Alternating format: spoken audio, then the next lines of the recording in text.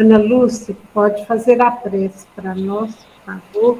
Então, boa noite a todos. Estamos aqui reunidos em nome do Mestre Jesus e a Ele pedimos paz, nosso coração e a nossa mente se abra para ouvir hoje o Reinaldo, que vem nos trazer boas orientações e que aqui seja um espaço de estudo, de troca de experiências, e todos estamos aqui com um só objetivo, que é levar a missão, traçar, trilhar o caminho de Cristo e com Ele aprender, seguindo seus passos, aliviando a dor dos nossos irmãos que sofrem, iluminando a nós mesmos e assim podendo iluminar o próximo. Então, que Jesus esteja aqui presente com todos nós, que todos estejamos em paz, abertos a aprender e a conviver. Que assim seja, graças a Deus. Que assim seja. Obrigada, Ana Lúcia. O estudo dessa noite aqui na área da ápice do CRESUL vai ser feito pelo Reinaldo Pontes, que é um trabalhador espírita do Vinha de Luz, colaborador da área de assistência social na União Espírita Paraense e professor da área de serviço social da Universidade Federal do Pará. Então, ele gentilmente aceitou o convite para falar para nós sobre a ápice e a parceria com a rede pública diante da fidelidade ao Evangelho de Jesus. Então, eu passo a palavra para ele, e que Jesus te abençoe, Rinaldo, nesta noite. Muito obrigada. Novamente, meu boa noite a todas e todos. Carinhosamente, se eu pudesse abraçar cada um, espiritualmente, sinta o meu abraço generoso e sincero. Uma noite de estudo. Sempre é bom podermos estar juntos quando o propósito é Jesus, é conhecer melhor o Evangelho. E aqui vamos nos circunscrever ao âmbito da ápice, ou assistência e promoção social espírita. Penso que foi muito acertada a escolha do assunto, porque isso é um tema atual. Estamos falando, inclusive, de questões bastante presentes, não só no Brasil, mas no mundo, que é a relação com a rede pública, seja de saúde, seja de educação, e hoje a gente vai falar da assistência social, da relação com a rede, e aí no caso a assistência social, a ápice se relaciona com várias redes. E eu vou começar não falando das redes, vou começar falando da ápice. Eu peço licença para fazer algumas reflexões iniciais, tomando a nossa querida Amélia Rodrigues, psicografia de Divaldo Franco, para entender um pouco. Eu não canso de me perguntar, de analisar o significado e o sentido da assistência nas casas espíritas, nos tempos contemporâneos, sempre procurando aliar o conhecimento, primeiro, do Evangelho, da doutrina espírita, e o meu conhecimento profissional, que a ciência, no dizer de Joana de Ângeles, são os braços de Deus na Terra. Ou seja, muitas pessoas excluem o conhecimento científico como se fosse algo a desprezar, porque basta o conhecimento espiritual. Esta não é a mensagem espírita, é uma interpretação errônea sobre a mensagem espírita. A mensagem espírita não diz para você não ir ao médico, para você não ir para as escolas, para não usar medicamentos, não usar equipamentos, que tudo isso é fruto da ciência. Se fosse assim, a gente não andaria de carro, a gente não viajaria de avião, a gente não tomaria antibiótico, a gente não faria ressonância magnética, fruto da ciência da Terra.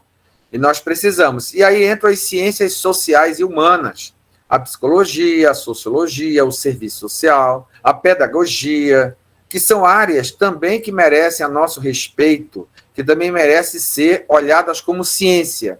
Que às vezes parece que quando a gente fala de ciência, é só a engenharia, a medicina, são as chamadas ciências duras, as ciências que trabalham com o átomo, com a célula. A gente, da área das humanidades, nós somos ciências sociais aplicadas. E a área das ciências humanas e das ciências sociais aplicadas se desenvolve a partir do século XIX, mas ela se consolida no século XX. São ciências mais novas. E claro, como em qualquer outra ciência, tem a chamada diversidade de abordagem. Não tem uma só forma de dizer aqui está a verdade. Não é uma ciência de 2 mais 2 é igual a 4. Não é uma ciência exata. É uma ciência de interpretação. É uma ciência que interpreta a objetividade e a subjetividade do ser humano. Interpreta as sociedades, etc. E eu tive a felicidade nessa vida, eu digo a felicidade porque eu continuo sendo um aprendiz, de ter tido bons mestres nas ciências sociais e humanas desde os anos 80. Eu entrei em 81 e saí em 84, assistente social, e tive desde essa época a oportunidade de continuar estudando a área de serviço social como até hoje. Eu já estou próximo de me aposentar e ainda me considero um aprendiz.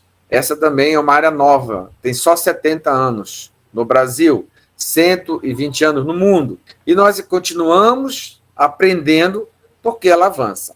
E isso não está separado do conhecimento que a humanidade vem construindo ao longo de todos os milênios. E eu começo a nossa fala de hoje, como eu disse, utilizando a Amélia Rodrigues, no livro Pelos Caminhos de Jesus, o capítulo A Grande Luz, capítulo 2, quando Amélia, comentando por que Jesus escolheu a Galileia que era considerada ignorante, a Galileia que era considerada sem valores, sem ciência, inculta, de lá só se poderia esperar peixes e a ignorância, não é? Como dizia lá naquela época. E Amélia comentando, ela diz assim: quando o amor se recusa à realização do progresso, a dor propele a conquista. Na página 30. E ela vai continuar nessa análise da relação entre o amor e a dor.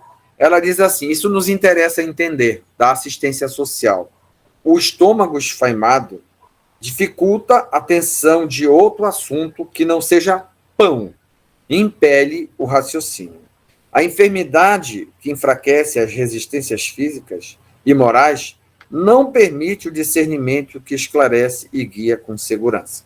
Eu quero pegar essas duas frases apenas de Amélia Rodrigues, em que ela relaciona a fome, ou seja, quem está com fome só pensa em pão, e quem está doente só pensa em cura. Então, qual é o trabalho da assistência social? Vamos pensar agora, a partir da fala de Amélia, pela mediunidade do Divaldo Franco, avaliar o seguinte: por que o centro espírita faz assistência?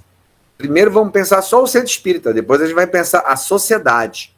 E juntando com a ciência que fala disso. Se desenvolveu uma ciência que vai dizer por que tem que assistir, por que tem que dar pão para quem não tem, saúde para quem não tem, e até de forma gratuita. Por que da gratuidade? Porque tem gente que compra com seu salário pão, tem gente que compra saúde, remédio, médico com seu dinheiro trabalhado. Mas tem pessoas e famílias e comunidades inteiras que não têm o dinheiro, não conseguem prover. E aí entra o centro espírita, entra os católicos, os evangélicos, qualquer um, e o Estado provendo. Mas eu quero deixar para falar disso depois. Eu quero lembrar para todos nós aqui presentes que um dos pilares da doutrina espírita, uma das principais descobertas que o Espiritismo trouxe, agregando ao já conhecido Evangelho de Jesus, ao cristianismo, não ao catolicismo, mas ao cristianismo nascente, lá nos primeiros séculos. Por que o espírito sobrevive à morte? Melhor dizendo, para que o espírito existe e por que ele sobrevive? São questões que nascem até da ressurreição de Jesus. São questões que nascem das provas que foram se acumulando da sobrevivência da alma. Seja para católicos, seja para cristãos, seja para protestantes e depois até para espíritas no século XIX. Ou até para a ciência do século XX, já que a ciência também se arvorou a querer entender se a alma sobrevive à morte do corpo. Primeiro, se a alma existe ou não.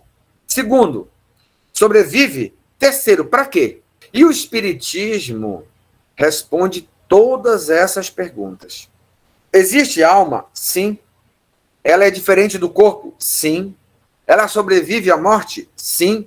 Qual é o propósito? É aí que eu queria chegar. A existência da alma, primeiro, uma das principais respostas que o Espiritismo dá a essa pergunta é que ela não existe, ela não passa a existir como um milagre. Não existe milagre. Ela passa a existir como um processo natural, fruto do desenvolvimento natural das leis divinas, que são tanto naturais quanto espirituais. Esse é um primeiro ponto importante a resolver. Segundo ponto, da existência da alma nasce a ideia da inteligência e da individualidade. Se nós entendemos o surgimento da alma ou espírito, a sua inteligência e sua individualidade, aí entra uma terceira ou quarta etapa, que é a sua liberdade. Se nós conseguimos concatenar origem dos espíritos como não milagrosa, como natural, como espiritual, mas natural, ligada às leis da natureza. Segundo, dotado de inteligência, mas uma inteligência primária, que vai se desenvolver. Terceiro, dotado de liberdade progressiva. Por que eu estou falando disso? Isso não é uma discussão de origem e natureza dos espíritos. Hoje nós não estamos falando disso, mas eu não tenho como chegar na ápice sem partir daqui. E eu não tenho como chegar na assistência espírita sem partir daqui, porque é espírita. Então, eu queria fazer todo esse caminho para chegar num ponto, que é o seguinte: a alma existe e encarna. Olha aí, nós chegamos numa outra etapa. Ela existe, encarna e desencarna, mas ao encarnar, tem um propósito. Qual é o propósito da encarnação? Por favor, vamos lembrar. Todo mundo aqui presente, eu tenho certeza que já leu e estudou isso. Eu devo estar chovendo no molhado, como se diz, né? Pelas bandas do norte. Chovendo molhado, porque chove muito aqui. Talvez aí em Minas não chova tanto, mas aqui chove muito. Não nesse momento do ano, mas ao longo de outras fases do ano. Chovendo molhado. Ou seja, vocês já sabem isso. Mas, ou seja, o espírito ele reencarna. Qual é o propósito do espírito encarnar? Desenvolvimento da inteligência. Primeira parte. Segundo, cumprimento da sua parte na obra da criação. Livro dos Espíritos. Não sou eu que estou dizendo. Lá, na primeira parte do Livro dos Espíritos, da encarnação, está claro. No Evangelho tem uma pergunta, lá nos capítulos do Evangelho, que agora eu não me recordo exatamente, qual é a finalidade da encarnação do Espírito? Desenvolver a inteligência e cumprir a sua parte na obra da criação. Ou seja, desenvolver a inteligência do Espírito, desenvolver a própria matéria. E entra a sua parte na obra da criação é colaborar para o desenvolvimento da própria sociedade. Então, o espírito, ser inteligente, dotado de liberdade, utilizando o seu livre-arbítrio, vai colaborar com sua vida, com sua vivência, com sua vida encarnada. Estando encarnado, com a sociedade.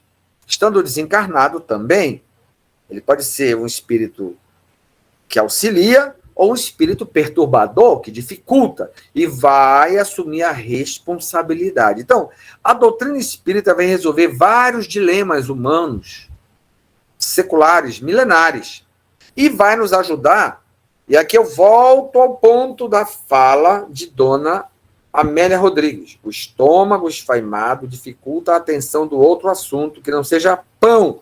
Vocês já pensaram? Pensemos nós aqui reunidos virtualmente.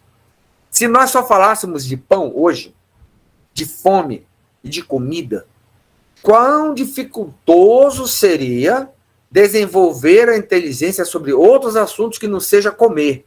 Porque eu vivo com fome. Então, para uma pessoa esfaimada, a primeira coisa que você tem que apresentar é o pão.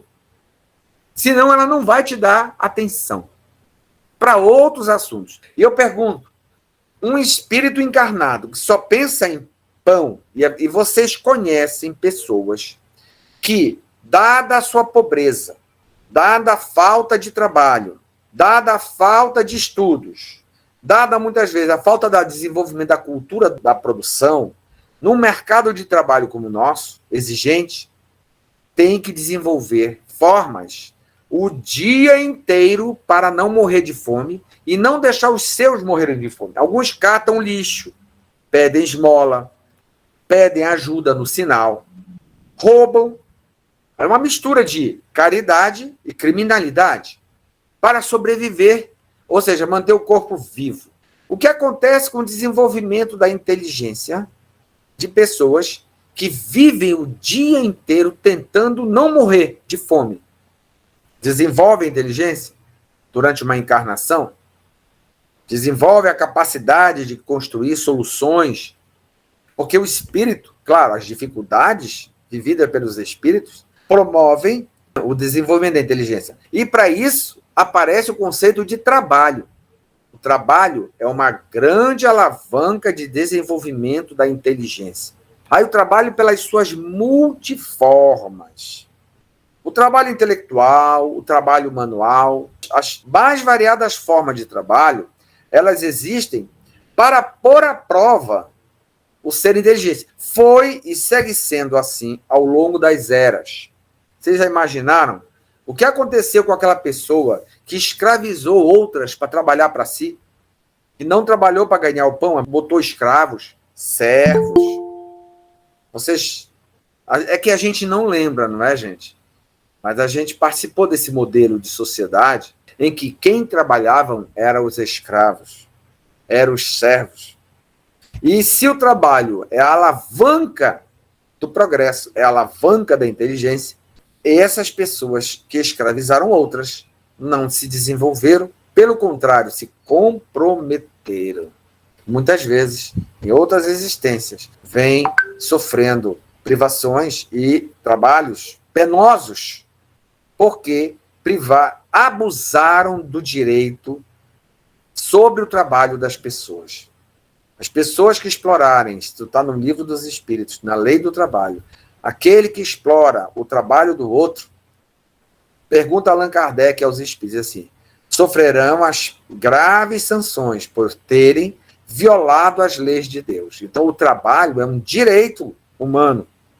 Então, as pessoas, ou que abusam do trabalho, ou que, por sua ação, dificultam que outros tenham acesso ao trabalho, acesso a uma sobrevivência digna, se comprometem moral e intelectualmente perante a justiça de Deus. Então, para a assistência social, na visão espírita, nós temos que ajudar a sociedade a dar o pão a quem precisa. Mas existem muitas formas de prover o pão. Existem formas e formas, não é verdade? A ápice, a visão da assistência e promoção social espírita, já há muito tempo divulga, tem inclusive um documento da Federação Espírita Brasileira, tem um livro que eu convido vocês a lerem, Conviver para Servir e Amar, que a gente organizou, que Mário Barbosa, lá na sua época, nos anos 80, produziu uma matéria muito interessante, juntando a ciência e a visão espiritual, para nos ajudar a fazer uma assistência moderna e espírita, baseada no Evangelho, baseada nos conhecimentos da doutrina espírita, baseada de que essa pessoa que precisa da assistência, ela é espírito como nós. Nós não somos superiores, porque hoje temos para dar. Nós talvez estejamos no lado de que dá, ou que confere, ou que dá acesso, porque privamos muito dos direitos humanos, dos direitos sociais. E hoje temos necessidade de garantir. Então, por que a doutrina espírita, bem lida e bem compreendida, ela nos ajuda a interpretar de que é necessário que as casas espíritas assistam aos necessitados, aos que não têm pão, aos que não têm casa, aos que dormem na rua, aos que são aditos a drogas, aqueles que saíram das prisões, aqueles que têm vínculos familiares destruídos, que estão abandonados, sejam idosos, sejam crianças sem lar, idosos sem lar, crianças sem lar. Por que que Jesus falou tão claramente, mais de 2000 anos atrás, quando eu estive preso, foste me ver, estive nu, me vestiste. Metaforicamente, Jesus estava convidando a todos os que se dizem filhos de Deus, e depois cristãos, e agora espíritas, a não serem indiferentes à dor alheia, a não serem naturalizadores do sofrimento. Tem muitos espíritas, por racionais que sejam, por defenderem que o espiritismo é ciência, que olham para o sofredor e dizem, Olha, segundo a doutrina espírita e segundo a doutrina da reencarnação, essas pessoas estão pagando e merecem. Então eu não vou me meter na justiça de Deus. Isso tem um nome, chama-se crueldade, maldade.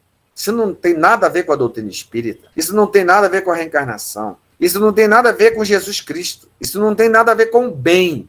Isso tem muito a ver com o mal. Ou seja, se eu olho alguém sofrendo e naturalizo, banalizo aquela dor, eu esqueço o evangelho, eu esqueço a doutrina espírita e eu esqueço até a Declaração Universal dos Direitos Humanos. Eu não preciso ser religioso para ser humano. Eu não preciso ser católico, evangélico, bandista, candomblessista, seja o que for, para olhar alguém sofrendo e dar algo. Basta eu ser humano. E vocês e eu sabemos que ao longo dos séculos, isso está em A Gênese, na introdução de A Gênese, Allan Kardec diz assim: as religiões serviram ao longo dos séculos à dominação. Muitas religiões, em vez de praticar o bem, praticaram o mal. E o espiritismo não está a salvo disso. Nós, espíritas, não pensemos que porque a gente lê o evangelho, lê o livro dos espíritos, aplica a passe, atende aos espíritos sofredores, que nós estamos isentos de praticar o mal em nome do bem. Porque vocês acham que todas as pessoas que caíram no erro da Inquisição ou das Cruzadas eram pessoas do mal? Eles achavam que estavam praticando o bem, mas estavam no mal. Em que mal estavam? Muitas pessoas que se julgavam boas, cristãs e caridosas, tinham escravos na sua casa. No século XVIII no Brasil, no século XIX no Brasil. Pessoas religiosas. Muitas pessoas espíritas, olha, muitas pessoas que iam à igreja, e eu conheço muitos espíritas que aplicam passes, maltratam seus empregados em casa, não pagam seus direitos, não assinam suas carteiras de trabalho, acham injusto dar férias para o empregado doméstico, e se dizem cristãos e cristãs.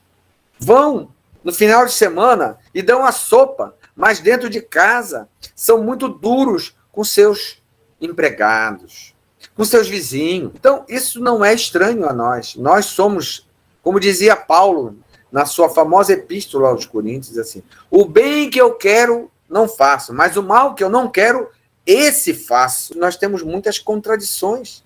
E nós somos assim, gente. Nós, há séculos. Nós somos herdeiros da sombra e desejamos a luz, mas temos séculos de sombra nas nossas costas. Então, a assistência que fazemos ainda está muito mesclada com a sombra que a gente tem. Eu já estou há meia hora falando, não falei do tema ainda, que é a relação com a rede pública. Então, a partir de agora eu vou falar da rede pública. Por que nós temos que dialogar com a rede pública? E para isso eu vou historiar um pouco o que é isso. Um assunto que eu gosto muito, que tem a ver com muitos anos de estudos. Como eu disse, eu sou um aprendiz até hoje. Estou quase para me aposentar, mas serei sempre um aprendiz. O que é a rede pública? Primeiro, o que é o público? A chamada esfera pública. Eu quero dizer, para quem não é da área, eu não sei se tem alguém aqui que é assistente social, da área das ciências sociais, ou é funcionário público, ou da área da educação, da saúde, saibam, todos estão aqui me acompanhando nesse exato momento, que a área pública, ela é nova.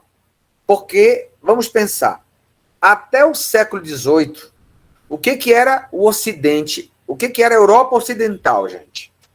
Vamos tomar por base, só para a gente entender, o século... Vou pular um século, tá? Vou sair do século XVIII para o século XIX, pra gente, porque nós não temos muito tempo. As sociedades saíram do mundo medieval para o mundo moderno não faz muito tempo. E o mundo medieval, a humanidade mergulhou num período de muitas trevas, em que a ciência pouco se desenvolveu, a filosofia pouco se desenvolveu, a urbanização pouco se desenvolveu, o Estado pouco se desenvolveu. Foram 10 séculos.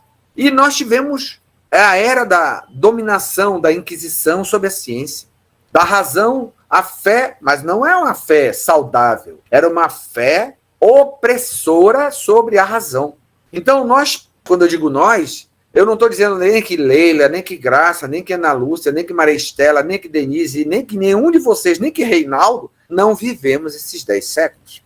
Eu não sei vocês, mas eu sei que eu vivi muito bem esse tempo e que eu fiz parte não da área luminosa, mas da área trevosa. E eu sei das lutas religiosas, não do bem, do mal, que a gente recebe hoje nas nossas mesas mediúnicas. Entidades ainda lutando pela Inquisição, para a volta da Inquisição. E nós estávamos lá. Nós somos corresponsáveis. Então foi um período muito duro. Só que Deus não deixa a humanidade desamparada e mandou áulicos, luminosos, mentes iluminadas, seres de luz, que fizeram movimentos revolucionários, como o iluminismo, a reforma religiosa. E aí lembremos aí espíritos que inclusive escrevem a codificação, vieram do iluminismo ou da igreja reformada. Inclusive, o que foi Allan Kardec, ele teve uma contribuição na reforma. Vocês sabem da história. Ele teve uma encarnação e foi até queimado, o mesmo que depois veio a ser Allan Kardec. Então, espíritos de luz reencarnaram e promoveram na Europa Ocidental, na Ásia, na América, nas Américas, no planeta inteiro, reformas, atraindo a razão, a legalidade, para que, no final do século XIX, nós já tivéssemos as condições de que a ciência, a indústria, a produção, a urbanização, o desenvolvimento da maquinaria, o progresso avançasse. Então nós vamos ter aí a saída das sociedades medievais para as sociedades mais modernas, chamada de modernidade. E nesse processo, que a gente conhece aí também como capitalismo, como industrialização, também coisas boas e coisas negativas vão continuar, porque essa é a lei do progresso. Tanto que no Livro dos Espíritos se chama de males do progresso, que são efeitos indesejáveis do progresso. Por exemplo, a urbanização criou a favelização, mas também criou prédios, que eu estou vendo aqui pela minha janela, eu moro num apartamento, a gente viu o desenvolvimento de uma industrialização do conforto, do avanço da produção, da sociedade de consumo de massa. Mas, ao mesmo tempo, a gente assistiu à proletarização, à pauperização, à violência, que é a pobreza nascida dos baixos salários, da falta de trabalho, ou do trabalho, para alguns, melhor remunerado, mas as desigualdades sociais. E Allan Kardec vai abordar na terceira parte do Livro dos Espíritos, mas surgem novas ciências, as ciências sociais, que vão iluminar também esses temas para nos ajudar a entender para que sociedade caminhamos. Até porque o desenvolvimento da sociedade precisa se dar. Como a lei do progresso se dá para o espírito, se dá para a matéria, também se dá para o social. Em todas as dimensões, a lei do progresso se aplica. Em todas as dimensões. Do átomo ao arcanjo, como diz lá na questão 540. Então, durante o século XIX, foi um século muito conturbado, com muitas guerras, mas também teve muito progresso. É contraditório. E o século XX, quantas guerras? Teve a Primeira Guerra, a Segunda Guerra, a crise de 1930, que deixou um pauperismo enorme no mundo todo, que foi o craque da Bolsa de Nova York. Mas ao lado dessas crises, você viu o desenvolvimento.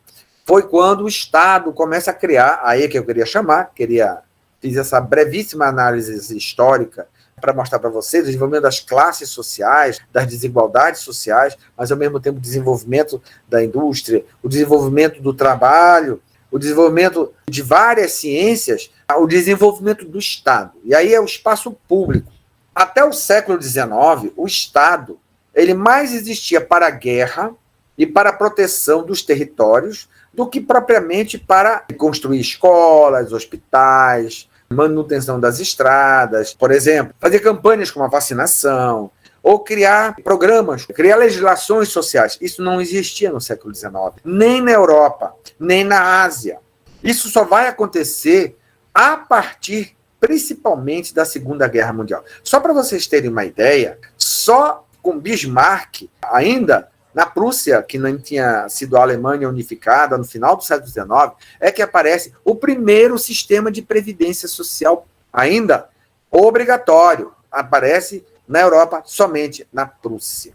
Após a Primeira e Segunda Guerra, é que vai aparecer no chamado estado de bem-estar social, o welfare state, com sistema de proteção social, esse conceito de proteção social, seguridade social, que é um avanço, é uma lei do progresso na sociedade, o surgimento dos direitos sociais, dos direitos civis.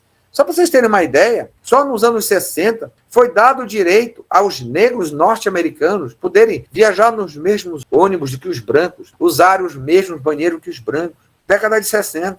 Os direitos civis, o voto feminino também demorou. A igualdade de gênero também demorou. Na Espanha, na década de 70, a mulher que quisesse trabalhar tinha que levar uma carta do marido ou do pai. Vocês acreditam nisso? Ainda dos anos 70 do século XX. Então, esse progresso social, ele está ligado ao desenvolvimento das leis sociais. Direito da criança. Vocês pensam que existia criança? Criança como ser não existia protegida. Ela veio a ser protegida no século XX, as primeiras legislações do século XX. Escola para todos, isso não existia. Existia escola para alguns, para uma elite. Até o final do século XIX, 80% da população brasileira era analfabeta. No livro Os Miseráveis, de Victor Hugo, é metade do século XIX. A miséria imperava em Paris. Paris, a cidade de luz. Então, esse progresso todo que a gente conhece, ele é recente. Ele não tem 300 anos. E o que são 300 anos no desenvolvimento da sociedade, da humanidade? Se uma encarnação é um minuto na eternidade, 500 anos não é muito tempo. Tem espíritos que passam 500 anos sem reencarnar, só vai reencarnar 500 anos depois. Não existe isso? Existe. Então, vamos botar isso numa visão espírita e ver que a lei do progresso está se dando, está avançando. Claro, mas avança contraditoriamente, porque num país a mulher pode votar, pode trabalhar, mas no outro país a mulher não pode nem estudar no mesmo período da Terra. Não é verdade isso? Então, o progresso, o desenvolvimento, o avanço espiritual, social, científico, legal, do Estado, ele é desigual também. Porque os espíritos são desiguais. A tipologia de espíritos encarnados são desiguais. Você pode chegar para um espírito e dizer, olha, meu amigo, senta aqui e começa a estudar. Não, não quero. Não gosto. Não me interessa. Ó, meu amigo, vamos... Você tem um trabalho aqui. SC, tem espírito, gente. Eu vou dizer uma coisa para vocês. Porque o trabalho moderno é diferente do trabalho escravo. É diferente do trabalho servil. O trabalho escravo, ele era feito a peso do chicote. Você não tinha alternativa. O trabalho servil, ele era feito a peso de exploração. O trabalho assalariado, ele é feito a peso de contrato de exploração. Muitos deles são de alta exploração. Mas há uma cultura do trabalho assalariado. Se você não desenvolveu essa cultura, você pode oferecer 10 trabalhos assalariados e a pessoa não vai se adaptar a ele. Tem muitos estudos sobre trabalho hoje em dia, há uma ciência que estuda o trabalho. Se eu pegar qualquer um de vocês que não desenvolveu, um exemplo, a cultura do trabalho, os ritmos, o tempo, a dominação do próprio corpo, exemplo, acordar cedo. Isso não é todo mundo que está preparado. Primeira semana, na segunda já está demitido. Não se preparou para o trabalho. Não viveu numa família em que o pai e a mãe tinham essa cultura do trabalho moderno. No norte do Brasil, a cultura do trabalho, do ribeirinho, dá um exemplo para vocês, que é diferente do trabalho urbano. Muitas pessoas dizem, essa gente aí é tudo preguiçoso. O indígena é preguiçoso. O ribeirinho é preguiçoso. Não é verdade isso. Logo dizendo para vocês que são do centro-sul do Brasil. O indígena aqui da região norte, que vive nas margens dos rios, o ribeirinho, ele tem um outro regime de trabalho. Se você pegar um ribeirinho indígena e botar para produzir numa fábrica, ele não vai durar. Porque ele não cresceu, ele não aprendeu a cultura do trabalho urbano. E isso não quer dizer que ele é pior do que o trabalhador urbano. Ele simplesmente tem outra cultura. Pegue uma criança indígena e bote numa escola tradicional. Pode ser que ele não dure. Pegue um quilombola e bote ele numa fábrica. Pode ser que ele não dure. E nós temos que ter muito cuidado de julgar as pessoas que não se adaptam em trabalhos, dizer que ele é preguiçoso. Muitas pessoas pobres que não cresceram em famílias que construíram uma cultura do trabalho, nós vamos ter, tipo assim, a pessoa abandonou os estudos na 4ª série, ela trabalhou nas ruas. Aí você, olha, arranjei um emprego para você. Você agora vai Aí, daqui a 2 meses, a pessoa perdeu o emprego. O chefe vai dizer, você não serve para esse emprego. É verdade, porque primeiro você tem que preparar a pessoa para trabalhar nesse tipo de trabalho.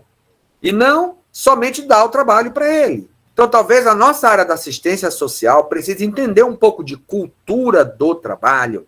Diz Allan Kardec, não basta que se tenha o trabalho para oferecer. Aliás, não basta que se diga que a pessoa tem que trabalhar. Nós temos que educar esta pessoa para o trabalho. Kardec estava no século XIX falando certíssimo.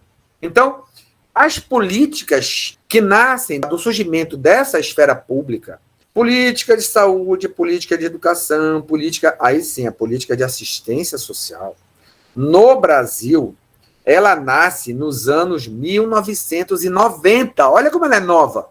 E ela se consolida nos anos 2000, com a assistência social. Então, a assistência e promoção social espírita, o centro espírita, qual é a missão dele? Maior. Não é fazer o que o SUAS, Sistema Único de Assistência Social, faz. Porque a grande maioria dos centros espíritas não tem dinheiro para fazer. Nós não arrecadamos impostos. Quem arrecada impostos é o Estado. É o município, é o Estado e a União. Esse dinheiro, ele financia uma política. Então, hoje, existe na sociedade brasileira uma política chamada Política Nacional de Assistência Social, que tem em todas as unidades, todos os municípios. Às vezes, por exemplo, Belém tem 12 CRAs, Centro de Referência de Assistência Social. O que esses centros de referência são? A porta de entrada do SUAS, Sistema Único de Assistência Social. E para que serve o SUAS? Para atender indivíduos e famílias que não conseguem ter uma renda mínima para sobreviver. E essas pessoas no Brasil, que são consideradas pobres ou miseráveis, que são pessoas com renda insuficiente para comer, beber, se alojar, comprar remédio, etc., para garantir as suas necessidades humanas e que vão bater lá no centro espírita. Justamente esses CRAs, esses centros de referência de assistência social, têm uma porta aberta para fazer o cadastro desses indivíduos e dessas famílias, o CAD único. O que o centro espírita ápice tem que fazer?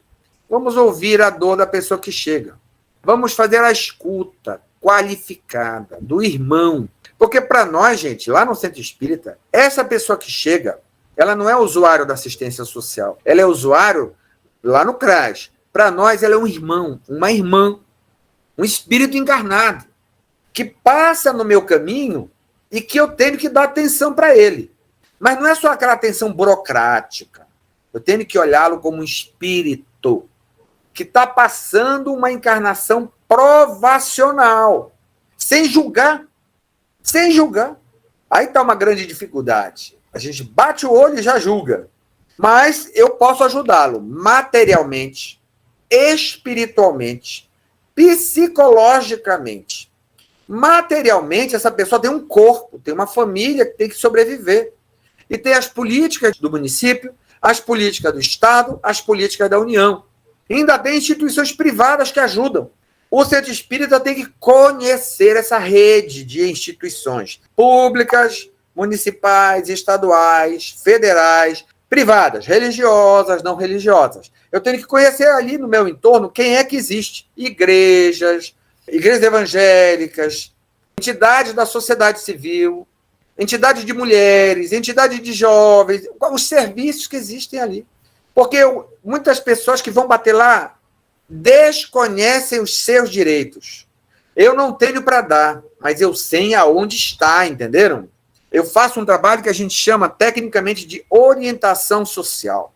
Eu encaminho a pessoa. Aí eu posso mandar imprimir um bloco com timbre do centro espírita. Nós não somos da política pública? Não somos. Só se nós tivermos condições de entrar no Conselho Municipal de Assistência Social. E para isso nós temos que ter umas pré-condições, que normalmente o centro espírita não tem. Ele não é obrigado.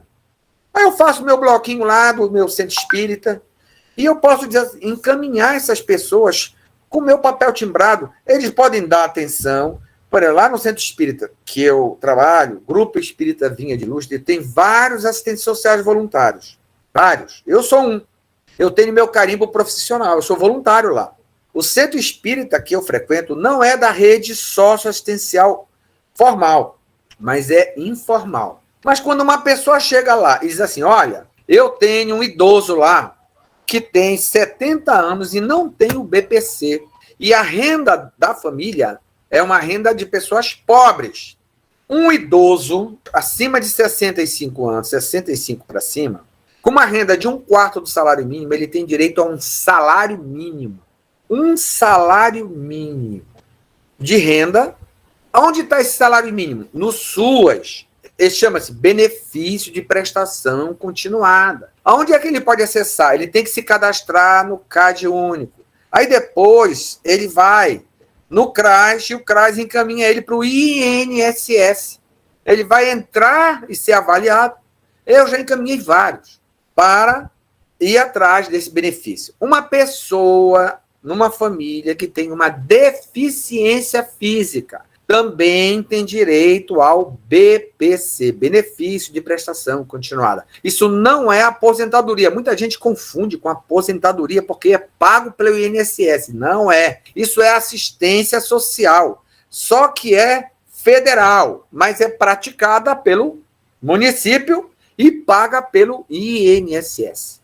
Nós, da assistência e promoção social, precisamos nos informar sobre isso. Porque, nesse caso, uma boa informação é ouro para ajudar no campo material. Imagina uma família que tem uma renda de R$400. Aí ela vai receber mais um salário de mais de R$1.000, que vai o salário mínimo. Isso revoluciona a vida dessa família. E mais, eu ajudo a botar uma criança que está fora da escola na escola. Eu ajudo a atender um idoso. Eu ajudo a atender uma pessoa com transtorno mental num CAPS. Gente, eu não sou CAPS, eu não sou CRAS, eu não sou SUAS, eu não sou SUS, mas eu sei que o SUS existe, eu sei que o SUAS existe. Muitos de nós podemos dizer, vocês acham que essas pessoas já não sabem que existe o SUS, o CRAS? Sabem. Boa parte delas sabe, mas muitas vezes não sabe usar. Não conhece os seus direitos. Então, o que é que eu digo para vocês? Eu oriento que o pessoal da assistência e promoção social saiba sobre direitos sociais. Direito à educação, direito à saúde, direito à assistência, direito de aposentadoria, até aquele direito que tem a ver, por exemplo, chega muita gente lá no nosso Vinha de Luz, é aquela mulher que foi deixada pelo marido com filhos e que nunca requereu a pensão. Aí tem que ir na defensoria pedir o reconhecimento de paternidade. Porque não quer dizer assim, eu não quero nada daquele cara. Aí a gente tem que dizer para essa pessoa, dizer assim, minha senhora, essa pensão, essa ajuda, não é para a senhora, é para o seu filho. O direito é da criança. A senhora não tem direito de dizer para o seu filho que a senhora não quer nada do pai dele. Porque uma coisa é a sua relação com ele, outra coisa é a relação dele com o filho. E ele tem obrigações. E se ele não pagar, e o reconhecimento, o exame de DNA, isso é gratuito. Muitas mães deixam de receber esse direito por ignorância. Aí a gente fica dando a sopa, a cesta, mas a gente não dá uma coisa que é muito valiosa, chamada informação. Informação. Se você tem um voluntário que é assistente social, tem um voluntário que trabalha na rede SUAS, tem um voluntário que trabalha no SUS, façam treinamentos entre vocês. Vocês já devem ter percebido que a promoção social, ela se dá através de direitos sociais, através da cidadania, que tem a ver com votar, que tem a ver com saber que serviço tem na escola, que serviço tem o conselho tutelar, que serviços tem no CRAS, no CREAS. Mulher vítima de violência pode ir na delegacia da mulher. Esses direitos que são avanços sociais, gente. Nós, que somos espíritas, que somos de uma doutrina que aposta na ciência, no conhecimento científico, não podemos ficar fora disso. Então, é por isso que o ápice tem que dialogar com a rede pública, mas dialogar muito. Mas a gente tem que falar a língua da rede pública. Com a rede pública tem uma linguagem que é o papel timbrado, o CNPJ do centro. Se algum assistente social voluntário quiser, ele pode carimbar um encaminhamento para a rede pública. A gente já fez muito isso. Muitas vezes, isso tem a ver com falar com o diretor de escola. A gente pode não ser da rede, mas a gente, em nome de um centro que atende famílias, não importa se é dando uma cesta, dando um prato de sopa, você atende. Ou aconselhando. O aconselhamento, a escuta, é atendimento. Aí você tem um grupo de convivência, é atendimento. Tem centros espíritas que têm um serviço do CRAS funcionando dentro do centro espírita. Por exemplo, aqui em Belém, o centro espírita do Alberto Almeida, que não é do Alberto Almeida, é o centro espírita que o Alberto Almeida dirige, o Jardim das Oliveiras, tem um convênio com a rede SUAS. Um serviço chamado Serviço de Convivência e Fortalecimento de Vínculo, que é do SUAS, funciona dentro do Jardim das Oliveiras. E o Jardim das Oliveiras recebe do governo federal um dinheiro para manter esse serviço. Mas o Jardim das Oliveiras tem um assistente social contratado e bancado por ele. O que muitos centros espíritas não podem, mas podem ter assistentes sociais voluntários para fazer outros serviços, tá certo? Então, essa é uma forma de diálogo, é de ajudar material, psicológica, e até aí é uma atividade de reprodução social, de sobrevivência. Mas a gente vai aliar tudo isso ao passe, à escuta, à desobsessão. No nosso centro espírita, 80% das pessoas que vão procurar o ápice não são espíritas. Não são evangélicos, a maioria são evangélicos. Mas o que as orientações espirituais nos dizem? Respeitar a religião é caridade. Respeitar a religião do outro é caridade. Então a gente oferece a doutrina espírita, sim, respeitando a religião deles. Mas a gente oferece a doutrina espírita. Não como troca. Tipo assim, olha, eu vou dar a cesta se você assistir a palestra. Se você tomar o passe e assistir a palestra, aí você passa aqui e pega a cesta. Não, a gente não faz isso. E a gente não concorda que isso seja uma atitude correta. A gente acha que isso é uma atitude um pouco agressiva. Até porque a religião está no campo do direito civil, das liberdades individuais. A pessoa não é espírita, eu separo religião de assistência. Mas onde é que a doutrina espírita vai? Vai na forma de eu me relacionar com essa pessoa. Se ela me perguntar, olha, eu estou grávida, eu quero abortar, o que nós espíritas vamos dizer para ela? Qual a visão? Olha, nós aqui que estamos te dando a cesta, sabemos que você não é espírita, que você é evangélica, que você é católica, que você é umbandista, que você é do candomblé, ou que você não tem religião. Nós respeitamos e lhe apoiamos. Mas nós, a nossa visão espírita, nós todos somos espíritos, e cometer esse tipo de ato é um compromisso muito grave para o espírito que você e eu somos. Essa é a nossa visão. Eu posso até dar um livro dos espíritos para elas. Essa é o seguinte, respeitando a sua religião. Mas olha, leia como cultura o livro dos espíritos, ou leia o evangelho. Isso não é de respeitar. Até porque se eu de respeitasse, eu nem abriria a porta para ela entrar. Eu abro a porta e digo, você não é obrigado a ser espírita. Isso já é um ato de amor. Jesus não obrigou o centurião a ser cristão. Primeiro que o cristianismo nem existia. Jesus não fundou religião nenhuma. Quando ele disse, siga-me, ele não disse, siga-me para a minha igreja. Não. Ele ensinou apenas o amor. Então a nossa doutrina espírita é a mesma doutrina do amor. Muitos de nós confundimos espiritismo com religião espírita. O espiritismo, ele tem o mesmo espírito de Jesus. Nós temos que ensinar o amor. Nós não temos que transformar aquela pessoa em seguidor da religião espírita. É um equívoco. Nós não estamos aqui para tornar as pessoas espíritas. Nós estamos aqui, primeiro, para nos reformar, antes de mais nada. E dar o exemplo de que o que guia a nossa vida são as leis de Deus. É o amor ao próximo como a si mesmo e a Deus acima de tudo. Esse é o guia, esse é o nosso guia de vida. Se nós não mostrarmos que isso nos guia, não adianta nada a gente fazer palestra, dar 1000 cestas ou assistir 1000 pessoas. Não vai adiantar nada. Acho que tem que ter coerência entre o que a gente estuda e prega e aquilo que a gente... Agora é com vocês. Obrigado, Graça, obrigado a todos e todas. Ô, Reinaldo, muito boa a sua apresentação. Para mim fica aí aquela questão da importância de nós nos autoconhecermos, autoconhecimento.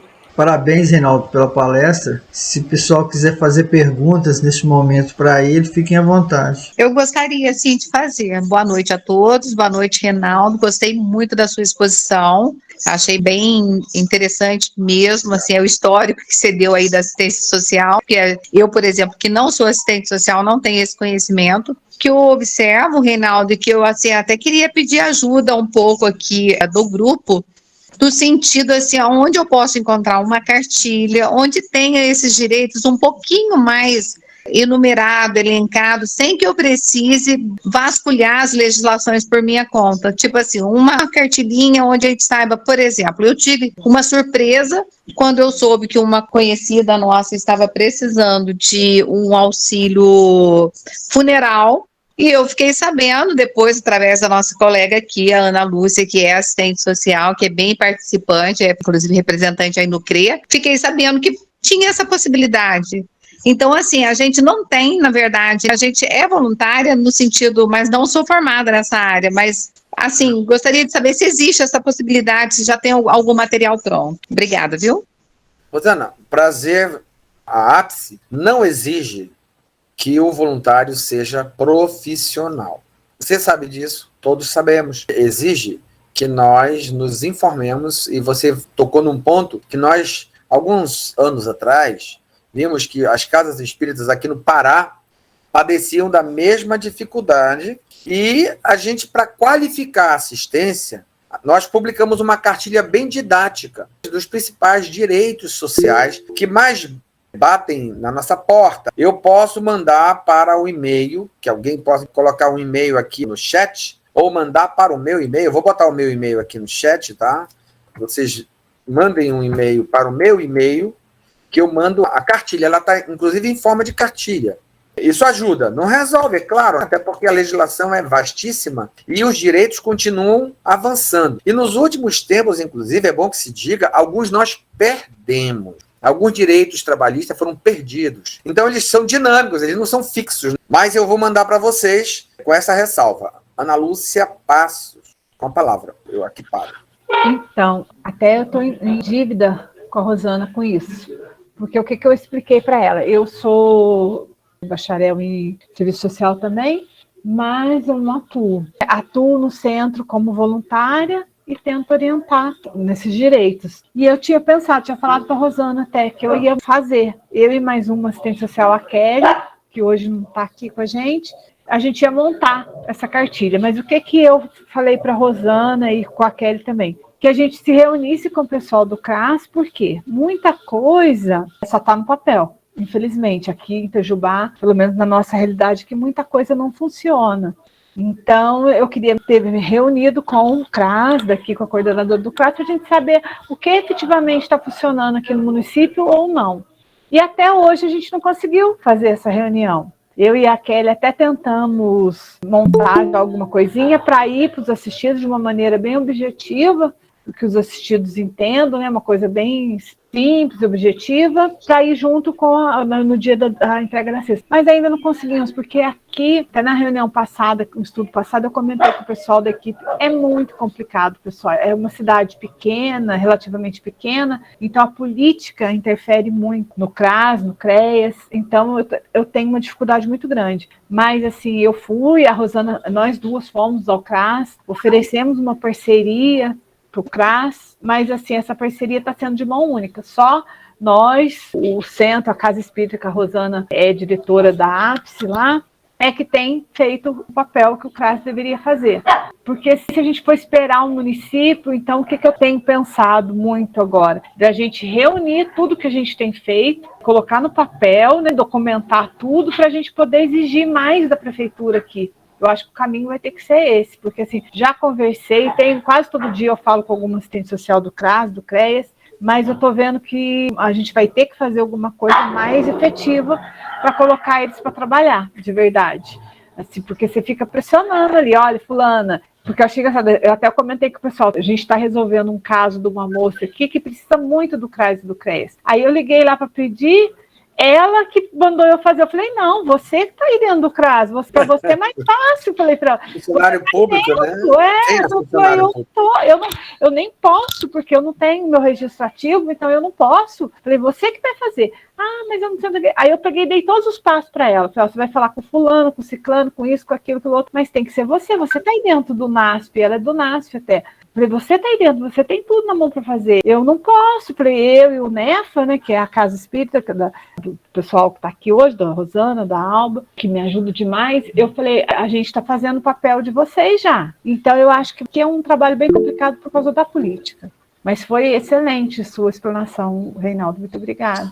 Obrigado, Ana Lúcia. Só lembrar um dado, Ana Lúcia, bem objetivo. Eu falei no início da minha fala, na primeira parte, como é recente essas conquistas, a lei do progresso caminhar nessa direção, como é recente. Então, e a política de assistência é mais recente ainda que a de saúde, que a de educação, que a da previdência. Então, essas conquistas, como tu bem disseste, quanto menor o município, ainda são muito influenciadas pelo poder político e pela manipulação política. Isso é uma conquista a longo prazo. A longo prazo. Então, nós só estamos começando. Então, esse trabalho que você faz, ele também está educando o profissional. A pressão da sociedade civil sobre o poder público educa o poder público. E também o poder público educa a sociedade civil. É uma dialética aí, tá? Ok, é isso. Dentro do que a Rosana falou e a Ana Lúcia também falou, é interessante a gente pensar que, quando a gente era criança, a gente assistia bastante desenho animado, assistia televisão, e a gente tem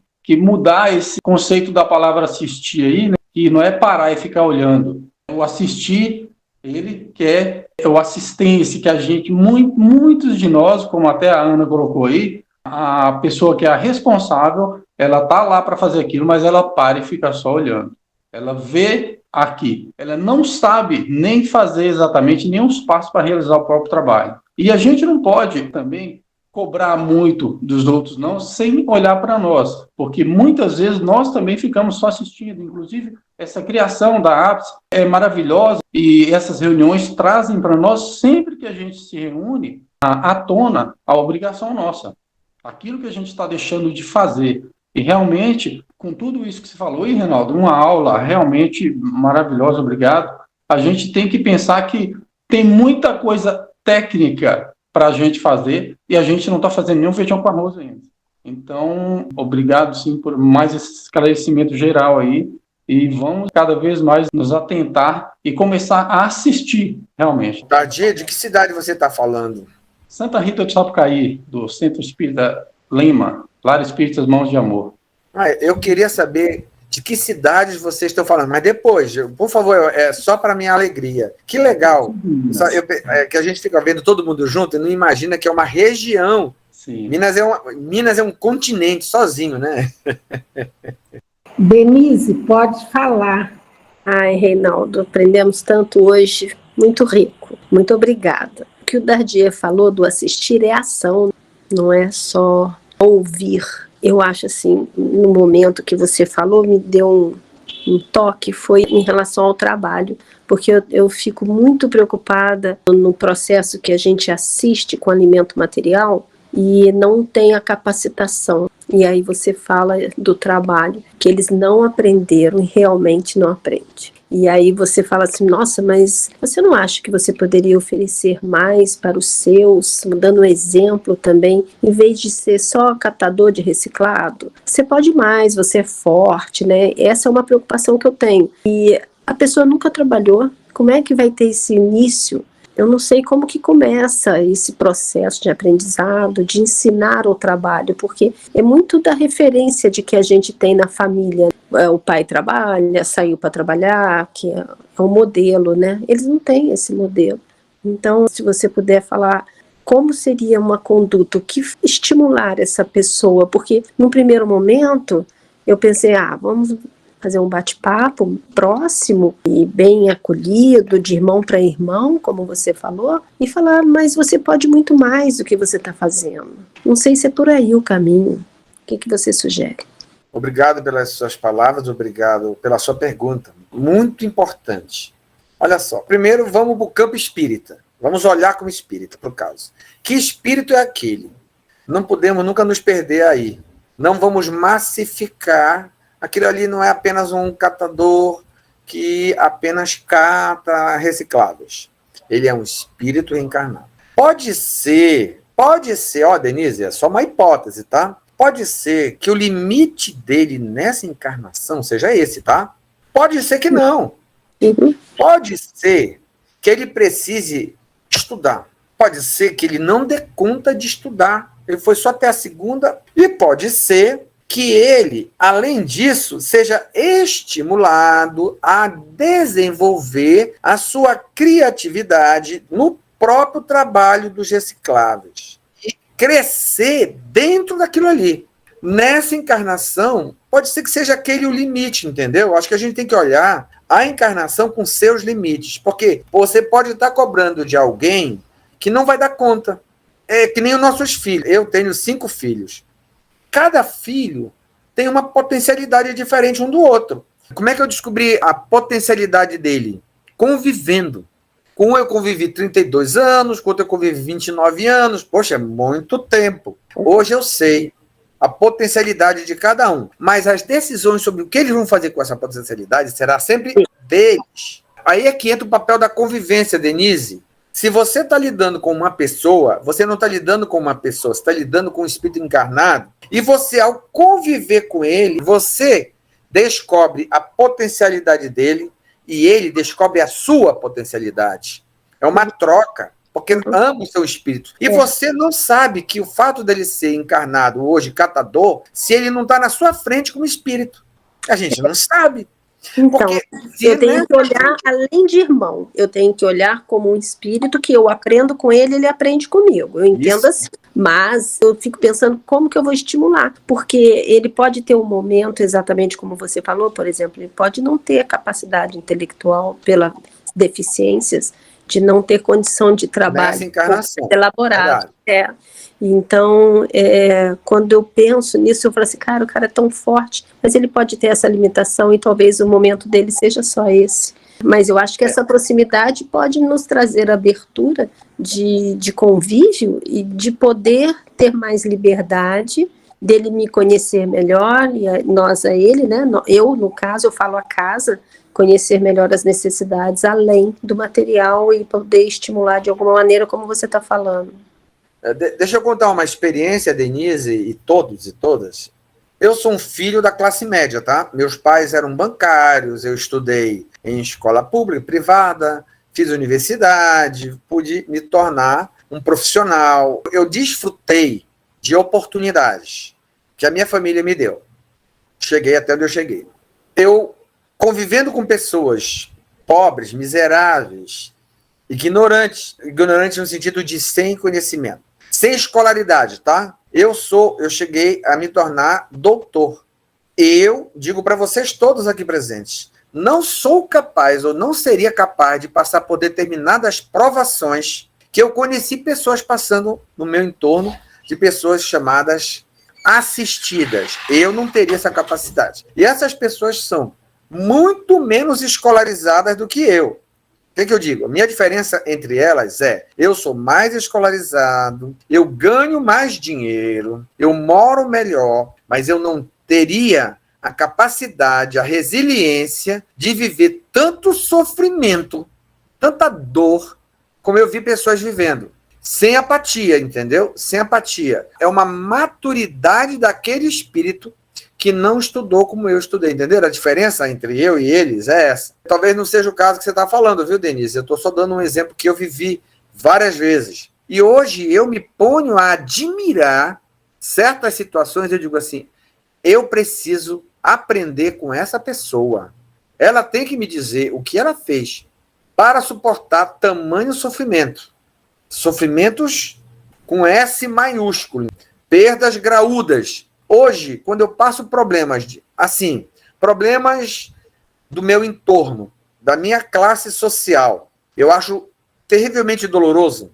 Vocês imaginam que não é passar fome, ser oprimida pelo tráfico de drogas, ter passado pela drogadição, ter sido presa, violentada num cárcere. Será que eu suportaria tudo isso? Quando eu tenho uma doença que me põe de cama, eu já acho, ai meu Deus, eu estou doente. Entenderam onde eu quero chegar? Aí, para concluir, é por isso que a metodologia da ápice, ela combina o material com o espiritual. E aí eu vou para o evangelho, eu digo assim, o que recomenda o evangelho? Amor ao próximo. O que recomenda a parábola do bom samaritano? Descer do cavalo e socorrer o caído. Então, proximidade. Nessa proximidade, eu tanto dou quanto eu recebo. Isso, gente, a rede não vai fazer. A rede normalmente não faz isso, porque eu não aprendi isso no serviço social, não é, Ana Lúcia? Não nos ensinam isso. Eu aprendi isso na doutrina espírita. Eu aprendi isso no espiritismo, no evangelho. Então eu tenho que juntar o conhecimento do espiritismo, o evangelho, e o conhecimento da política das redes, e dialogar. Mas eu me guio pelos dois. Mas, no fundo, o que é mais forte é a doutrina. E a doutrina nos ensina, quando a gente se apropria do conhecimento, não é, dos estudos doutrinários, a gente abre mais o coração e aprende a se colocar no lugar do outro, que é o grande desafio nosso na ápice. A gente se educar a partir da troca. Eu aprendo com aquele que chega em vulnerabilidade e ele também aprende comigo. Quando eu sou sensível, quando eu compreendo a sua necessidade. Agora eu vou passar a palavra para o Nelson. Tem uma lista aqui de gente querendo falar, então vou passar para o Nelson primeiro. Mais uma vez, boa noite a todos. Reinaldo, você falou aí sobre o CRAS e disse também que a parábola do bom samaritano é a nossa referência. É uma das coisas que eu mais falo, e todos que estão aí, que já me conhecem, já me ouviram falar sobre a parábola do bom samaritano, que inclusive é um método de referência do livro da ápice. Ela nos apresenta-se aqui como uma referência, o capítulo 5 desse Orientação à Ápice. E uma coisa que me despertou muito relativa à parábola do bom samaritano foi exatamente a primeira vez que eu fui ao CRAS acompanhando uma senhora. Eu senti lá a prática da parábola, porque isso depende do profissional. Exatamente o que a parábola recomenda foi que o psicólogo e o assistente social fizeram com essa senhora, na minha presença. Ouviram todo o relato da senhora, registraram tudo, deram o que ela precisava naquele momento e agendaram uma visita, que inclusive, após a visita, fizeram em... Então, o CRAS, a lei dos homens, exatamente o que recomenda a lei de Deus. Eu não vou te falar que houve sentimento, que houve ali aquela compaixão que o samaritano teve quando viu o caído, mas eles estavam como profissionais fazendo o que recomenda a lei de Deus, na prática. Foram então, bons ou seja, profissionais. a lei dos homens, exatamente, eu não estou falando que vou encontrar isso em todo o CRAS. É o primeiro exemplo que eu tive que me despertou para essa percepção. Eu falei assim, meu Deus, nós, na casa espírita, não estamos fazendo o que os profissionais no CRAS já estão fazendo. Porque a lei obrigando-nos a exercer a lei de Deus. A lei dos homens nos impondo a lei de Deus. Olha onde nós estamos chegando. Ou vai ou vai. Então, a casa espírita precisa, que inclusive estamos nesse momento, os conservadores também, aquelas pessoas mais difíceis na casa espírita para mudança, estão sensibilizados nesse momento. É fantástico o momento que estamos vivendo.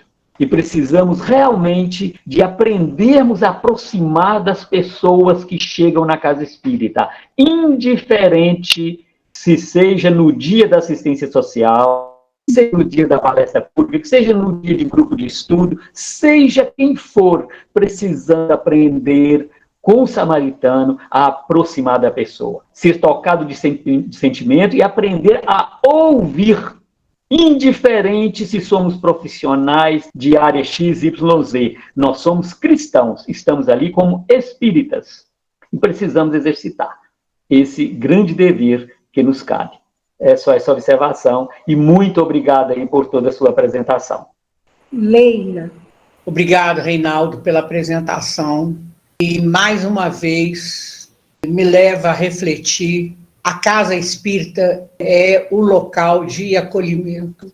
Quando você diz sobre a falta de informações que essas pessoas têm, me dói, assim, profundamente quando eu lembro do grupo no qual eu trabalho, que as pessoas, elas não sabem definitivamente o que é um CRAS, não sabem como utilizar o próprio SUS, enfim, ver os direitos dela. Eu acompanhei, antes da pandemia, uma senhora que ela teve o celular roubado e ela veio conversar comigo e eu disse, qual foi a providência que a senhora tomou? Ela falou assim, nada, não, eles não vão me devolver. Eu falei, mas a senhora sabe que a senhora deve procurar uma delegacia, que a senhora deve fazer um boletim de ocorrência? A senhora sabe sobre o que pode vir a ocorrer? Onde que foi? Enfim, dói, sabe? Nós fomos lá, fizemos o boletim, depois eu coloquei para as pessoas que estavam presentes de uma outra vez, dizendo sobre a necessidade de correrem atrás dos direitos, todas as obrigações que cada cidadão tem, mas, acima de tudo,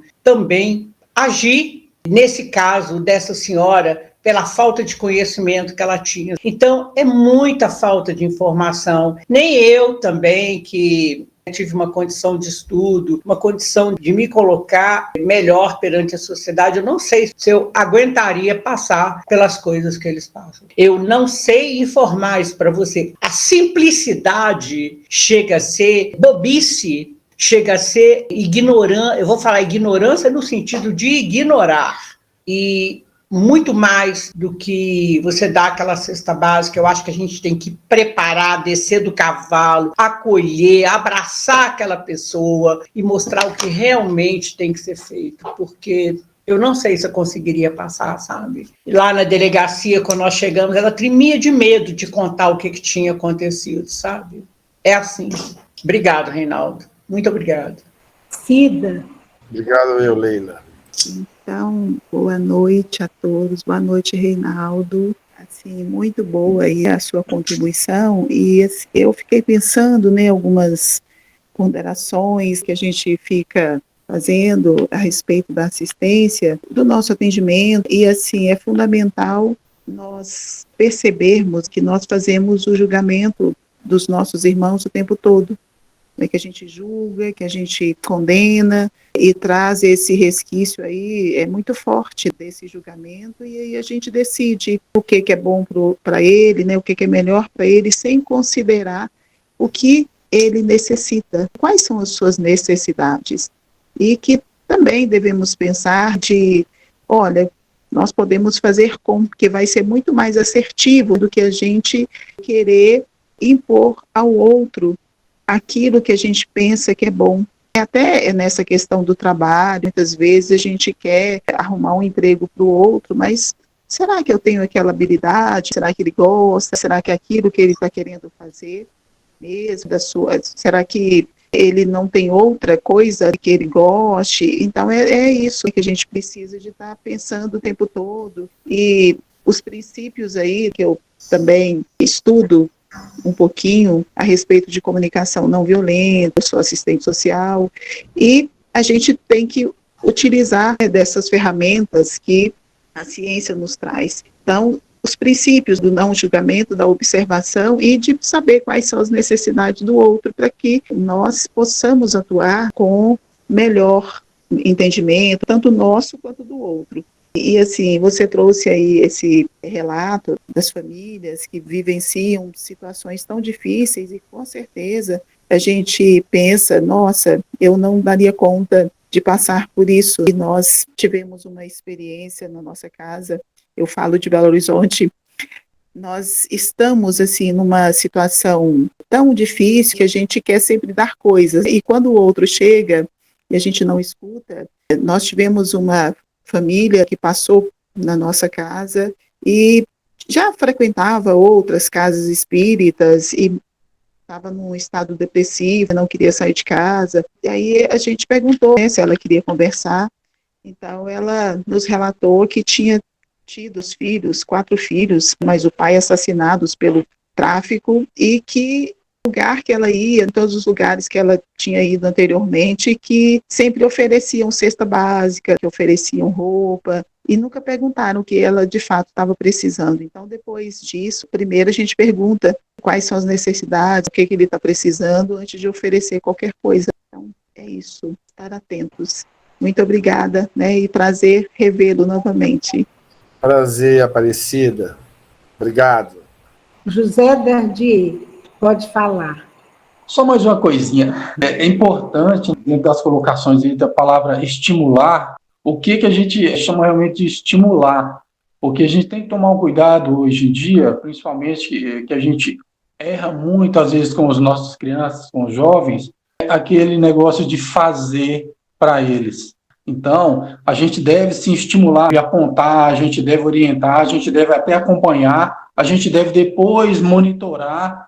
A gente tem que tomar um cuidado muito grande, porque, até como o Reinaldo colocou, às vezes aquela pessoa, você orienta, você vai lá e direciona a pessoa. Ela foi orientada ali, mas ela, dentro da preparação, dentro da aceitação, dentro do que ela vai achar aquilo complicado, dentro até do que ela vai querer mesmo. Porque às vezes ela está acomodada naquela situação que ela está lá, e você aponta algo para ela fazer, e ela fala, é mais trabalho para mim. Porque ela realmente não está procurando nem sair daquilo lá. Você está vendo que ela está numa situação ruim, mas ela está muitas vezes acomodada. Então, a gente tem, assim, com todo o amor que a gente tem de querer que aquela pessoa realmente esteja bem, mas a gente tem um limite que a gente tem que chegar ali, um limite, um trabalho, assim, de tempo, de forma que a gente não faça mais do que deve, porque esse estímulo, muitas vezes, ele vem na necessidade que a pessoa tem que sentir, né? No prego que tem que ferroar ela ali, que ela tem que levantar mesmo. Então, eu digo isso porque a gente não pode se cobrar demais. A gente não pode achar que a gente está fazendo pouco porque aquele pessoal está sofrendo, porque aquilo é aquilo. Então, se a gente conseguiu fazer um trabalho de levar informação, como aqui a gente está falando muito aqui hoje, de que a informação não está chegando ou não está chegando de forma eficiente. Isso sim, a gente tem que melhorar bastante. Mas ter assim um termo, um ponto onde a gente possa realmente chegar ou deva chegar de forma que aquela pessoa também ela faça o seu trabalho. A gente dá um empurrãozinho ali e ela continue andando. Sim, monitorar, acompanhar, mas tomar um cuidado de não fazer demais, porque muitos hoje em dia se acomodam. E mais ou menos isso, passar. Nós estamos com o nosso horário já ultrapassado. Eu quero agradecer muito a presença do Reinaldo. Ele trouxe muito conhecimento para nós, muitas informações novas, muito bom. Agradeço muito em nome de toda a equipe por você ter aceitado gentilmente vir participar aqui conosco e trazer todo esse conhecimento. Jesus continue te iluminando, te abençoando, para que você possa retornar outras vezes, dando continuidade a tantas apresentações boas como você sempre faz. E quero agradecer a presença de todos aqui. Muito obrigado mesmo pela participação, pela presença. E eu gostaria de pedir a Denise para fazer a prece final para nós. Pode ser, Denise? Claro, pode sim. Então vamos pensar em Jesus, agradecer sua presença amiga nesse momento tão importante para nós, de aprendizado, de troca, de amizade e muito respeito. Podemos também agradecer a Deus a iluminação, a presença com o Reinaldo, que trouxe exatamente aquilo que a gente precisava ouvir. Pedir que ele continue sempre abençoando o lar de cada um de nós e que possamos todos ter uma noite tranquila, serena e um despertar com muito ânimo e coragem. Que o Senhor nos abençoe hoje e sempre. Que assim seja. Que assim seja. Então, ó, uma boa noite para todos. Fiquem todos com Deus e um bom fim de semana. Até amanhã. Amanhã tem mais.